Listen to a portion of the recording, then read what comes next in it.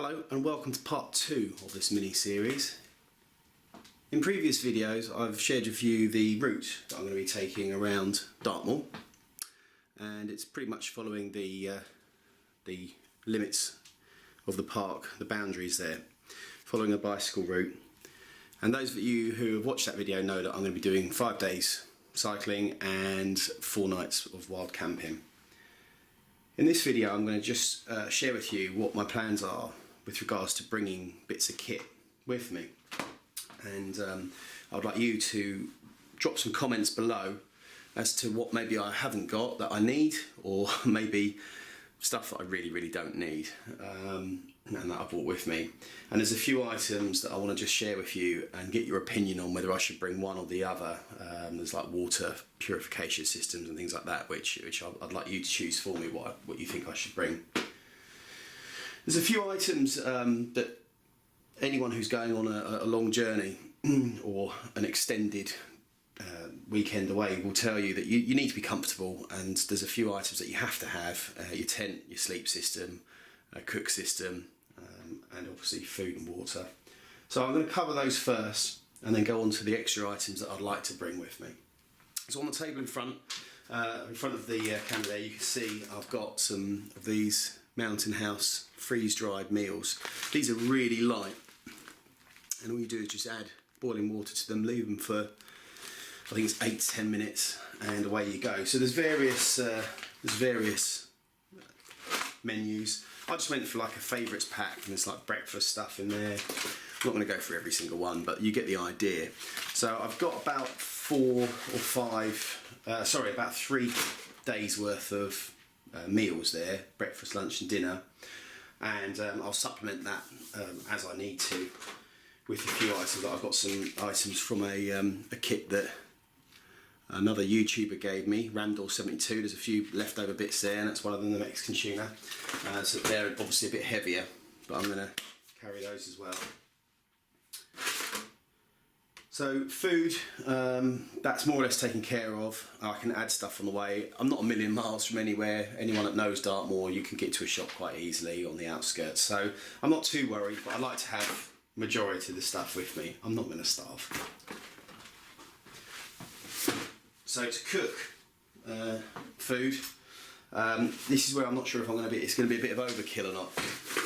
So this is the Trangia, or Trangia, I think they pronounce it.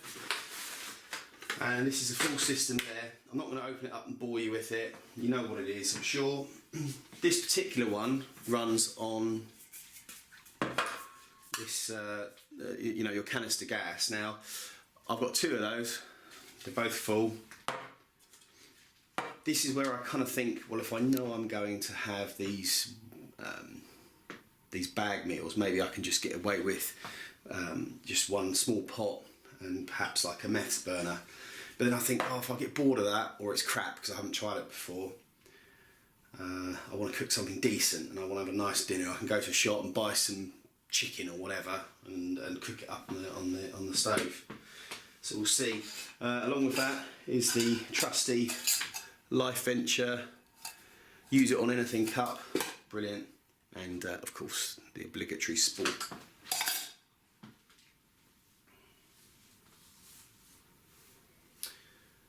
So that's my system for cooking with. Again, I like the gas over the spirit burner. I've tried that, it's not for me, but maybe you can convince me if you think that's worth having. Okay, next piece of kit that I want to share with you. It's the obvious one really. First aid kit. Again, I'm not going to go through the whole thing because it's packed in there quite tightly, but that's got all the basics covered. And that's something that it should come in with everyone when they travel, just in case. Next piece of equipment is my sleeping quarters. This tent I bought second hand, and it's a micro tent. It's the Vango. It's a Force 10 actually, but it's made by Vango, and it's the Helium Carbon 100. In the citron colour, and from memory I think it weighs quite a lot less than my Banshee, which is why I got it. I'm pretty sure this is sub 900 grams, but I'll put a a thing here. One man tent, very small inside, but it does the job.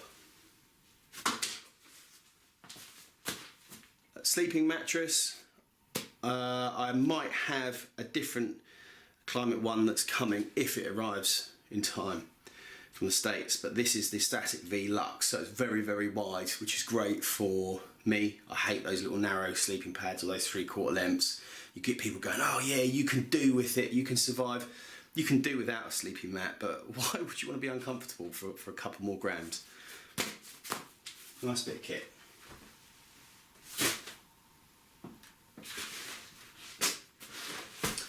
So with regards to sleeping bag, I recently upgraded to this RAB. This is the Neutrino Endurance 600, and inside of that is a pillow as well, a down pillow, which the name escapes me. Thermarest. It's a Thermarest down pillow. You can just see it poking out the top there, and that squashes down because of the down. Squashes down because of the down. You know what I mean. So that's a really nice sleeping bag, and that will do me. In the winter months, I do have a liner which goes in there, but I don't think I'll bother.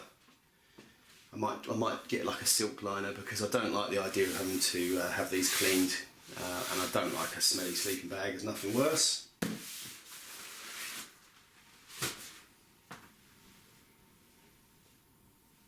So moving on to the next part. This is where I need to sort of make a little choice really. I've got two kits for water. Obviously I'm cycling quite, not necessarily long distances, but I'm hauling a lot of weight up and down hills, and I don't want to be dragging, you know, litres and litres of water when I can get it out of a stream or river, whatever. You might be familiar with these. That's the water to go bottle, and literally inside of there is, let's see, you can see on the pack there, that little filter. And you'll just unscrew the top. There's the filter. Fill it up with the skanky water, put the filter back on, and then drink, and that should be nice filtered water. Or, look at this, brand new. I bought this ages ago. I think I've got it out of the box once. I've never actually used it. So this is the Lifesaver bottle, and this is the 4000 UF. This fella here, you just unscrew the bottom. No, you don't. Terrible, isn't it? I don't even know how my kit works. Do you know what? I'm going to have to look at the instructions on that. See, there you go. There's a good example of not knowing how your kit works and having a fail on video. Well, I'll leave that in. Lesson learned. So that's something I need to look at. There's obviously a weight difference between those two, and probably for me, size as well. Size matters. There's a big size difference there. I like the fact that I can slip that into a one of the bottle carriers on my bike or my trailer, with that. That's quite that much bigger. There's a few bits of kit that go with that bottle as well. So you decide, you tell me. I'm pretty sure the Lifesaver has got a better filtration system and it will take out more junk. But for where I'm going, I don't really need to worry about the real small stuff. In addition to those, I've got a few of these, the platypus bags, so I can fill up. These take 1 litre each and fold down to nothing when they're empty. Really good, really strong as well. If it's inclement weather on my journey, I've got one of these capes, and it's got like a little hood on it. I can use this as a shelter as well if I need to. If it's really chucking it down and there's no admin space in that little tent. So this fella can cover me when I'm cycling, and it can also act as a tarp, stroke shelter. So that's coming with me as well. When I'm filming in the dusk or dark, I find your average torch just doesn't cut it. So this LED lenser, although it's a little bit clunky, it goes obviously on the head, it is a great bit of kit. There's a video review on my channel if you want to have a look, but fantastic. The camera doesn't do it justice, but it really does work well. That can also be doubled up as a bicycle light for the front, should I be, for some strange reason, cycling still in the evening. Probably because my areas have been, you know, they're rubbish or something, the ones I've chosen, but we'll see. So that's LED lenser, the obligatory spare batteries for that and other items that I might or might not be bringing. This is actually for the power pack, which is powering the camera that I'm recording on at the moment. This Anchor battery system is very heavy, but see whether this will work. Maybe, maybe not. It's got a superb capacity, 25,600 mAh, and that will charge my phone and camera over and over again. In addition to that, I've actually got a solar panel system as well, which I'll show you in a minute.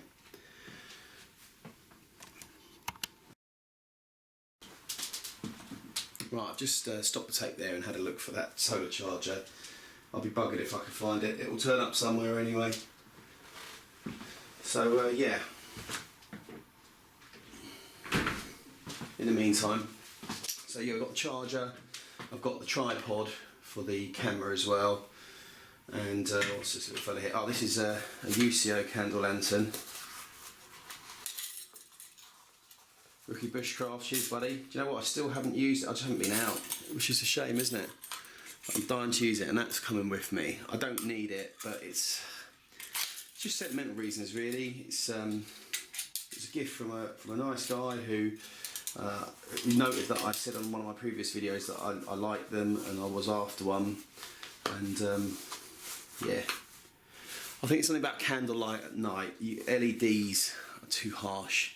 So yeah, that's coming with me. That's a luxury which I don't need, but to hell with it. And that's just the bag for that charger. Another item here, while I was looking for the solar panel, I found this. Now, I'm going to be honest with you, I don't want to take this. This is a heavy sucker. Let's just have a look now and see what the weight is on this. This is an entrenchment tool. Yeah, look at that. That's 748 grams, nearly a whole kilo. It's a great bit of kit. It goes out into like a little spade. Now, when one has to poop in the wild, you should bury it, and that's really what I would be bringing that for. But it's a kilo. That's on the, I think, the possibles list. But you guys tell me, what else could I use to dig? Right, so next on the list is sort of the more, let's have a look, what else have we got, the more luxury items. Oh no, hang on a minute, I've got some other necessities. Right, so obviously I'm going on the bicycle, and I've got a trailer as well. So I've got some toolkits here. And puncture repair stuff, your basic bicycle puncture repair kit. And some of these little fellas, some of you might have seen those, they're like little plasters that go over the holes instead of using your traditional kit, but that is so light, I'm just going to bring both, it doesn't make no difference, it's so small. Now this stuff is slime, so you pour that into your tyre, as you can see there, and it will basically gum up. If you get like a little puncher, that will just automatically fix it. But that goes into your tyres, 230 millilitres, so that is reasonably heavy. So that's extra weight that I'm going to be cycling around. So I don't know.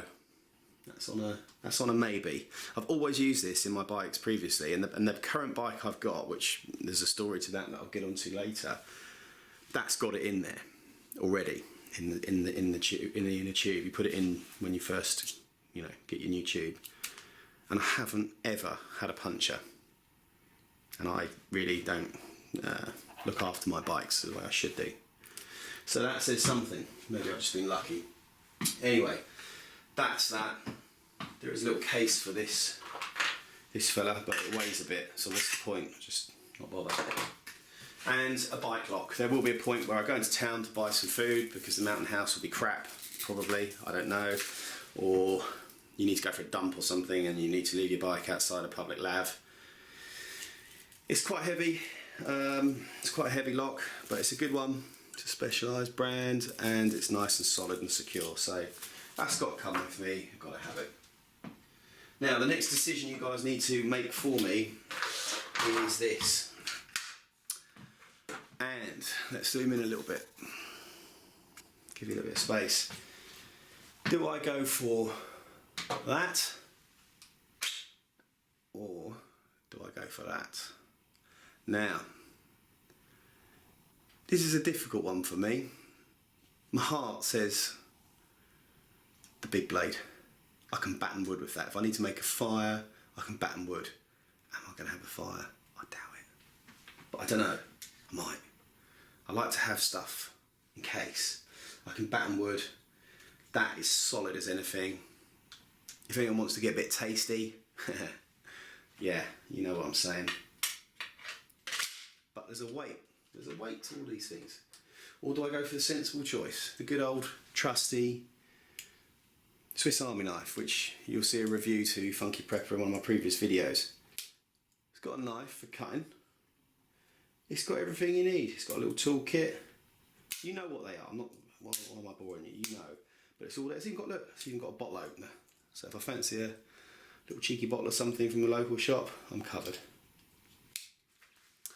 You tell me. Head or heart? Right, so next on my list is keeping clean, and one thing I hate about camping is that feeling of needing a shower. It's alright for a couple of days, like one night, whatever, 2 days, but there's no way I'm going to be able to do this cycling around in the height of the summer, sweating my knackers off. So, yeah, be prepared to laugh, but I've looked at one of these. Now these are about £5 delivered from Amazon. You fill it up and you just hang it from a tree or whatever, and there's a little fella here, little attachment, which, let's see, I'll get it going the right way. That goes on there, that hangs down from the bag, so you're getting sort of like a, I feel like a cabin crew now, pull the tab. That's like a little shower head which you can flick on and off via the end here. It's a 20 litre one, so my thinking is, okay, I'm beside a river, I could fill up my kettle with some river water, boil the shit out of it, fill that halfway, and then fill it again with the boiling water, so cold, half warm, and I've got myself a nice warm shower. Reasonably lightweight for what it is. It might be shit, I don't know. What do you guys suggest? I'm not interested in baby wipes and all that sort of stuff. It's not going to cut it for 4 nights, 5 days. Anyway, with that pack, I'm probably going to remove this heavy canvassy type bag, but shouldn't need explaining. Toothbrush, a couple of those. Shower gel. Obviously I want to look fantastic on camera for you guys and girls. Hair gel, mouthwash, hand back gel, bacterial gel. That's actually supposed to be my first aid kit. I don't know what it's doing in there. So it's like heartburn liquid, deodorant stuff.